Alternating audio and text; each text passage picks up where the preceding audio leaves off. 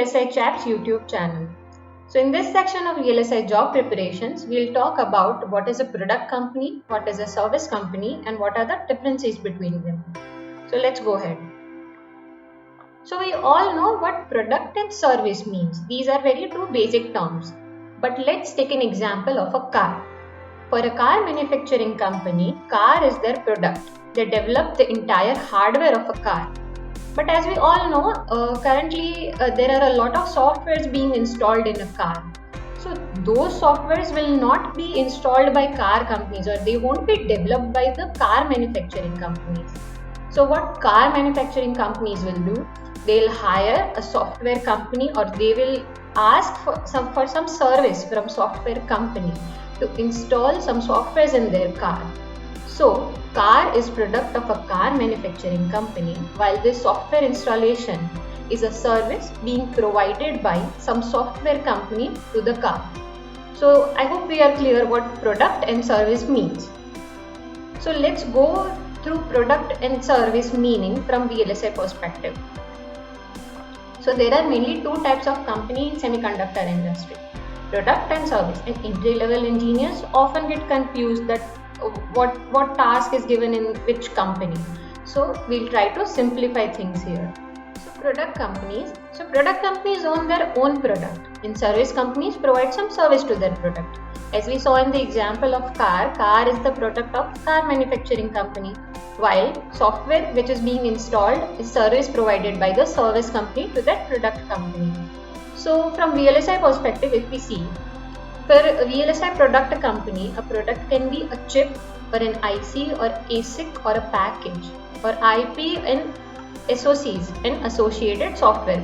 So this entire chip can be their product, or some part of chip or some ASIC can be their product, while service company provides some service to this product, and they don't really work on end-to-end cycle. For an example, Intel or Nvidia, they are manufacturing a processor. They are trying to develop a processor.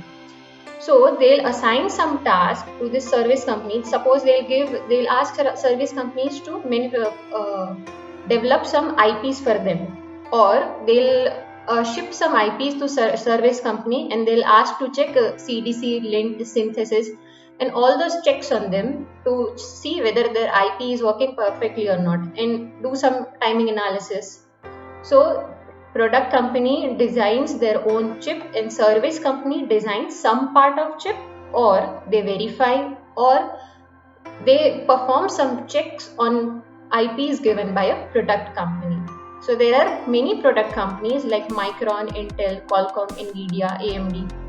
So they develop their own product, while there are some service companies which provide service in either way, either some designing of some IPs, some sort of verification, some sort of tool being run on those IPs, CDC, UPF checks, lints, LEC.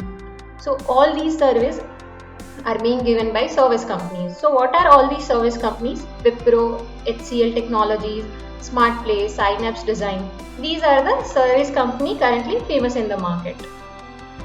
So for entry-level job, it is a little difficult to get into a product company. We all know that they want some quality in their employees. So companies like Samsung, Qualcomm, Cadence, the interview process is a bit difficult. While in service company, it is comparatively less difficult to get a job. So for product company, the advantage is the exposure. An employee gets an exposure to entire life cycle of a product. So let's take an example, someone is developing a DDR, a product company is developing a DDR. So what they'll do, they'll read the DDR specification, starting from designing the architecture on paper, how they want to put all their blocks and all their IPs and all. Starting from that architecture to coding to synthesize it, all the entire process will be done in the product company, right? So an employee gets an exposure to entire life cycle, that starting from specification to the synthesis, what happens in the entire project. So this is an advantage in the product company. While in service company, we get some sort of task. Sometimes we develop one IP. We are not familiar with what is the exactly what purpose is purpose of this IP in product company, where it is going to be connected. Or sometimes product company gives one IP as a black box. So only inputs and output pins are visible, modules are visible. We can't go through the entire chip, what is going inside it, what it is doing, what is its functionality. So it is more of a black box for a service company. So we don't get an exposure to the entire life cycle of a project. Service company employees only get exposure to some parts of a project. So that is a little disadvantage here.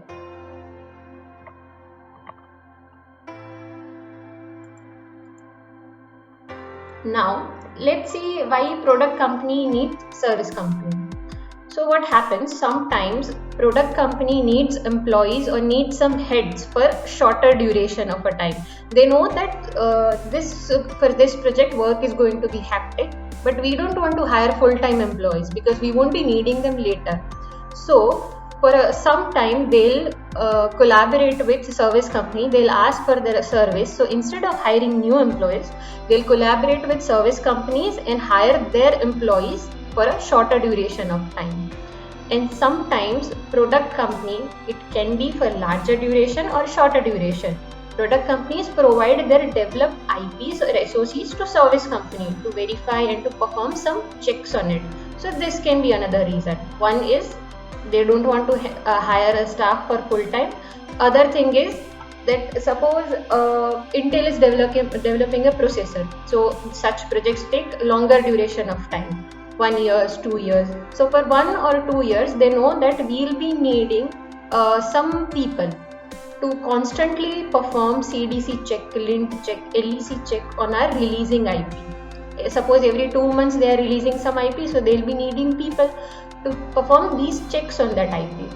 So they collaborate with service companies so that they can get constant service for some particular task or some particular reasons. So that's why they collaborate with service companies. Now sometimes product companies ask service companies to develop entire IPs or some part of IPs for bigger projects. Instead of just performing some checks, just doing synthesis, sometimes product companies ask service companies, suppose for a processor which Intel is developing, throughout 2 years of project lifespan, they ask service companies to design 4 or 5 or few IPs so that they can use them directly, and those IPs should be clean so that they can directly use it in their processor. So these are the reasons product company collaborates with service company most of the times. So now this is the list of product companies and service companies. So I have listed only few here. These are very famous and top of everybody's mind. So these are the product companies: Cadence, Intel, Synopsys, Nvidia. And these are the service companies: Infochips, Mediafra Technologies, Synapse Design.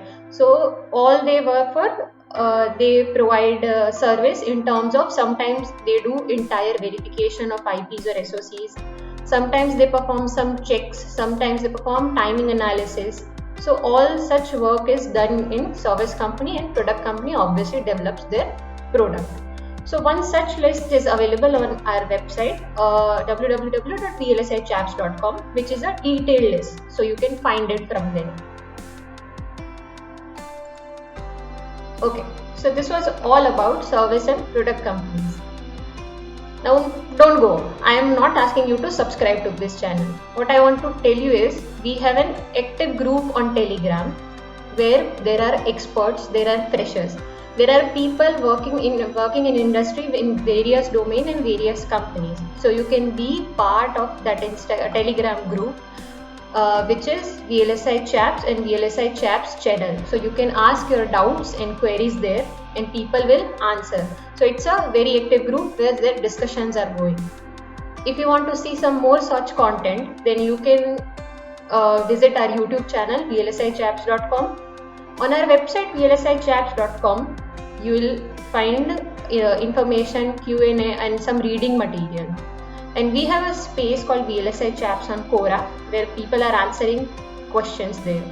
And you can follow VLSI Chaps on FB, Instagram, LinkedIn and Twitter. So please help our community grow. We just want to help people and want people to learn more about VLSI industry. Thank you.